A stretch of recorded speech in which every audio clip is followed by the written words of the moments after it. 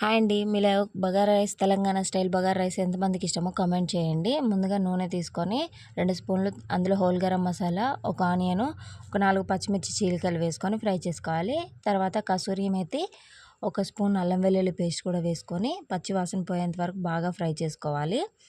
తర్వాత అందులోనే కొంచెం పుదీనా కూడా వేసుకొని మరి కొంచెం సేపు ఫ్రై అయిన తర్వాత నానబెట్టుకున్న బియ్యంని వేసుకొని టేస్ట్కి సరిపడినంత ఉప్పు కూడా వేసుకొని బియ్యంలో తడి అంతా పోయేంత వరకు బాగా ఫ్రై చేసుకోవాలి.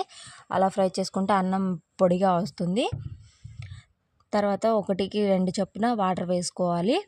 వాటర్ వేసుకొని కలుపుకొని కొత్తిమీరను కూడా కట్ చేసుకొని వేసుకోవాలి. తర్వాత మూత పెట్టుకొని బాగా ఉడికేటప్పుడు మూత తీసుకొని ఒకసారి కలుపుకొని ఇలా ఉడుకు పట్టిన తర్వాత కలుపుకొని లో ఫ్లేమ్లో పెట్టుకోవాలి.